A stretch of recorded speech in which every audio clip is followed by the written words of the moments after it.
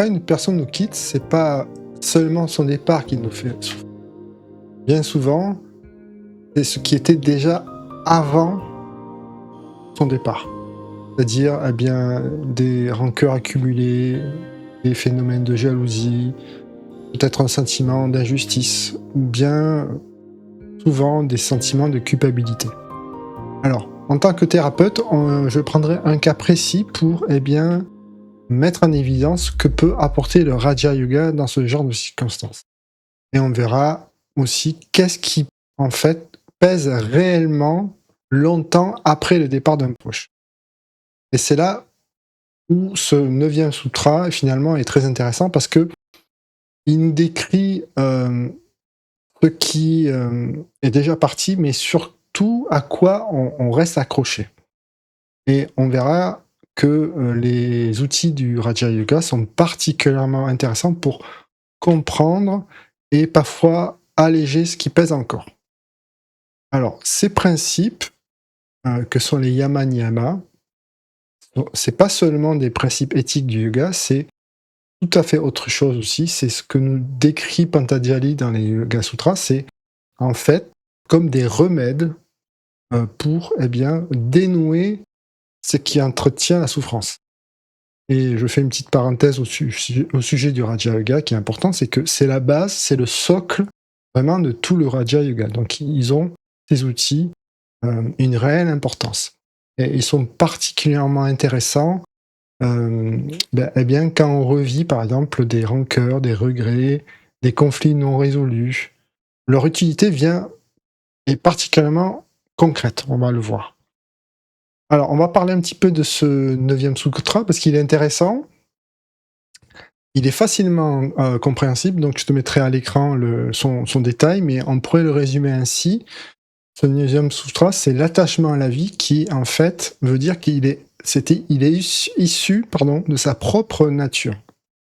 Un petit peu comme si cet attachement était commun à toute la manifestation du vivant, en fait.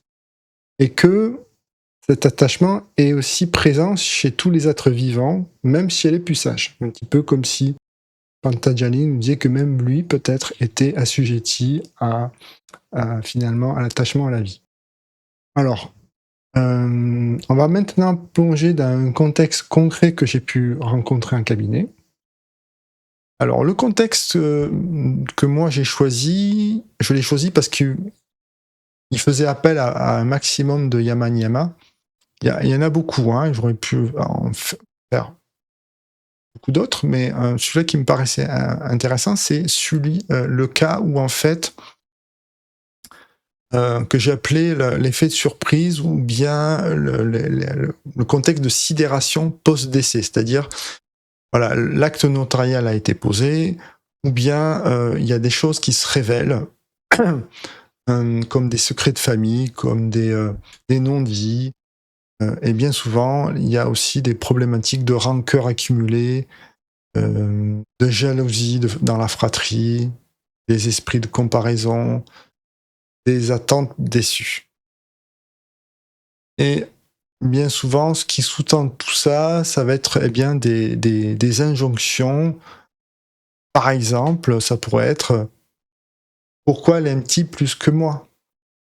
Ou bien pourquoi n'ai-je pas eu la même place? Ou bien, au final, est-ce que j'ai été aimé autant que les autres en fait? Et ça raconte tout ça en fait, derrière toutes ces rancœurs. Alors, comment concrètement les yamas et niyamas peuvent nous aider? On va commencer par les niyamas parce que il faut commencer déjà par soi-même. Alors, on va commencer par le premier niyama qui me paraissait intéressant dans ce contexte, c'est le niyama de la pureté. Alors, dans un autre contexte, on pourrait l'attribuer à l'hygiène du corps physique, mais c'est pas du tout le cas ici. On pourrait le voir, ce niyama, plutôt comme sous l'angle de la clarification intérieure. Parce qu'il faut bien se représenter qu'un deuil, on le sait, mais c'est important de le rappeler, c'est un mélange très complexe de sentiments, d'émotions, de tristesse, mais aussi de colère, de culpabilité, de regret, et souvent de non-dit. Alors, ce niyama, il est intéressant parce qu'il peut nous aider à finalement regarder quelle est la source vraiment de la souffrance. Est-ce que c'est l'absence du proche, l'absence physique, ou c'est des non-dits, l'ensemble des non-dits, des regrets, du secret de famille, etc. Peut ce niyama de la pureté nous aider à distinguer les choses. Et déjà, distinguer les choses, les mettre à leur bonne place, permet déjà un premier allègement du cœur. Et ce qui va nous permettre de distinguer, c'est bien justement finalement ce qui relève de ma propre responsabilité et ce qui va relever de mon impuissance humaine dans ce contexte particulièrement difficile. Parce qu'il faut bien se le rappeler, le contexte qu'on a vu de la sidération psychique, c'est vraiment un cataclysme émotionnel. Il faut bien se représenter que peut-être on va découvrir qu'on a des demi-frères ou des demi-sœurs. Il y a tout un pan peut-être de l'histoire familiale qui va être révélé. Donc ça crée un cocktail d'émotions qui est assez intense. Et il y a souvent aussi des phénomènes de culpabilité qu'il peut avoir, en particulier lorsqu'il y a un accompagnement du proche. Et ce niyama de la pureté, il pourrait aussi nous aider à purifier cette culpabilité. Et cette culpabilité, souvent, elle s'exprime par des phrases toutes simples comme j'aurais dû. On commence souvent par j'aurais dû faire quelque chose, j'aurais dû faire ceci, cela, ou je n'ai pas su. Euh, je n'ai pas été assez présent. Je n'ai pas dit les mots qu'il fallait. J'ai laissé l'autre partir avec ce conflit non résolu. Voilà, tout ça va finalement peser dans notre cœur d'une manière assez lourde. Et là, je vais faire une petite parenthèse parce que je me suis rappelé que dans l'Égypte ancienne, la spiritualité de l'Égypte ancienne est très intéressante par rapport à justement à ce phénomène, à cette volonté d'allonger notre cœur. Il y a, je crois que c'est dans le livre des morts égyptien, il y a cette histoire qui est illustrée par une peinture que je te mettrai à l'écran, mais en fait, on voit quoi? On voit une balance avec d'un côté une plume et de l'autre côté un cœur. Alors tout ça est bien sûr imagé, c'est pas le cœur physique qui est représenté, c'est le cœur ici va être représenté tout ce que justement qui pèse sur le cœur, donc les rancœurs, les injustices, le sentiment d'injustice accumulé, tout ça en fait. Et donc il était dit que si le cœur était plus lourd que la plume, la personne ne partait pas au paradis. Et elle était en fait dévorée par une espèce de monstre à tête de crocodile, qu'on voit d'ailleurs dans la représentation. Et si le cœur était aussi léger que la plume, eh bien, on va dire grosso modo, la personne partait au paradis.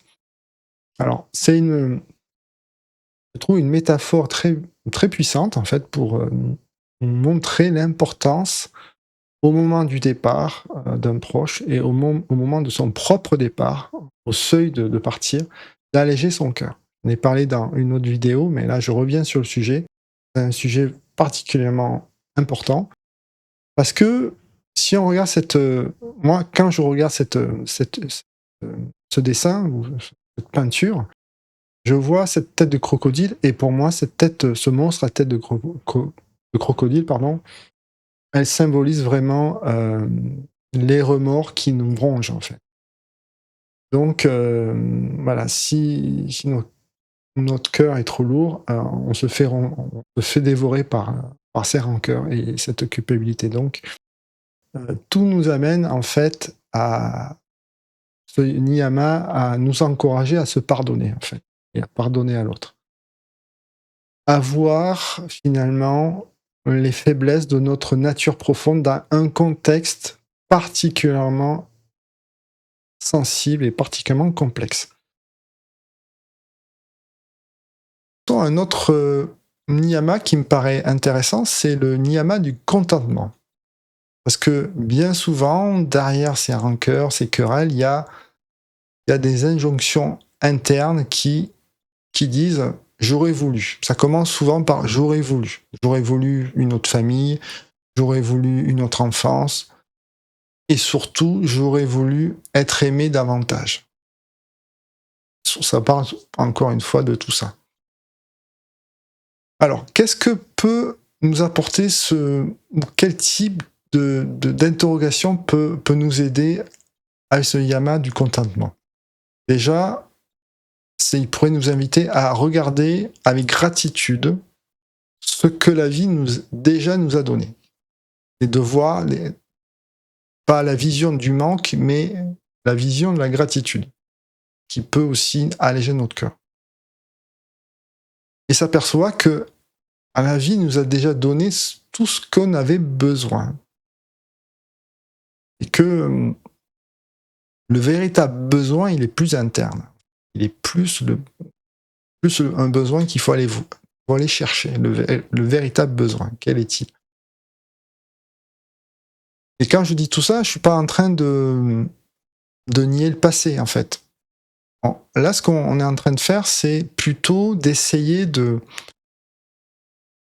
se libérer des attentes passées et de regarder, d'élargir notre regard sur le présent.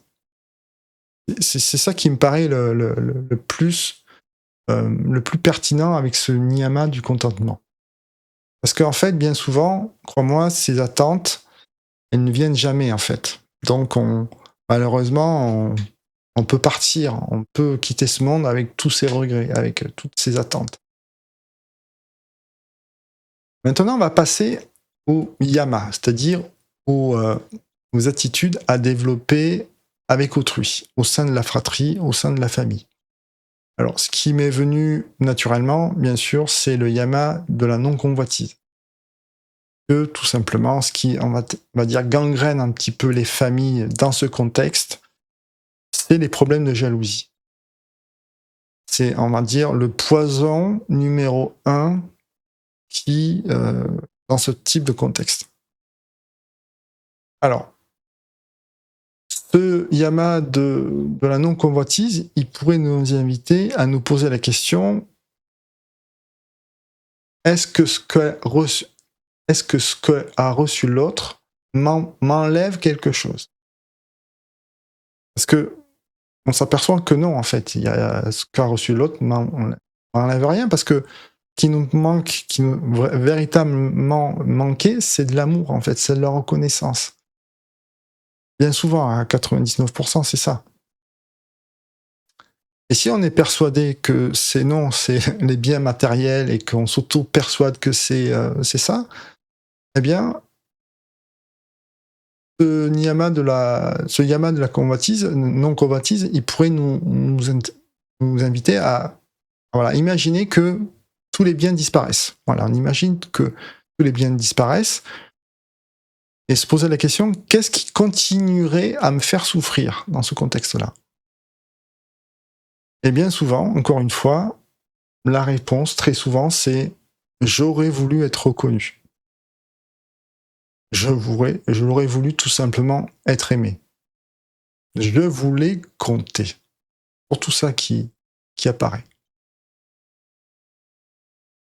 Et aller voir, toujours dans ce yama de la non-convoitise, d'aller chercher qu'est-ce qui se cache derrière cette jalousie. Quel est le besoin qui n'a pas été vu, qui n'a pas été reconnu? Parce que, pour moi, lorsque le besoin a été reconnu, on a fait, on va dire, la moitié du chemin. Alors, maintenant, passons à un autre yama qui est la vérité. La véracité, on va dire.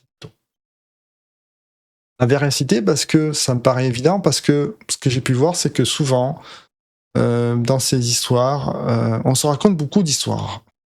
On se mélange les pinceaux sur les circonstances, sur les lieux, les dates. Il y a beaucoup d'émotionnel, hein, encore une fois. Donc l'émotionnel va pervertir la vérité. Donc ce yama de la vérité, de la véracité, est vraiment crucial. Et pour ce faire, eh bien, il faut aller chercher cette vérité. Des fois, c'est pas évident, donc il faut essayer de recouper les informations, aller vérifier à droite à gauche, poser des questions sur les dates, les lieux, etc. pour mettre au clair cette vérité. Et aussi, dans la famille, ça va être de dire sa vérité. Et le challenge le plus important, ça va être surtout d'entendre la vérité de l'autre. C'est le moins évident. Et l'autre yama qui est en corrélation avec le précédent, c'est bien sûr le yama de la non-violence. Et là, ce qui me paraît évident, c'est la communication non violente, la CNV. Alors, je ne suis pas du tout un expert de la CNV, mais ce que j'en ai compris et qui résonne bien avec ce yama, c'est que c'est comprendre le besoin de l'autre. C'est vouloir le bien de l'autre. Et bien souvent, c'est un vrai challenge de vouloir le bien de l'autre ou d'écouter le bien de l'autre, parce qu'encore une fois, c'est un contexte très émotionnel. Hein. Voilà, il faut s'imaginer qu'il y a peut-être des secrets de famille qui ont été révélés, il y a peut-être voilà, on a appris des choses qui nous sidèrent, qui nous mettent KO, des fois. Hein. C'est vraiment ça a des répercussions émotionnelles très fortes. Donc,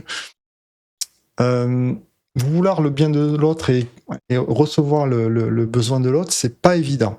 Alors, au minimum, ce yama, eh bien, il nous invite tout simplement à s'abstenir de dire des paroles blessantes, voilà, de retenir sa colère. Parce que ce yama, il nous rappelle que ça sert à rien de mettre de la violence sur de la violence. Voilà. Et je vais terminer par un dernier, cette fois-ci un niyama, pour les personnes qui ont une sadhana ou qui méditent.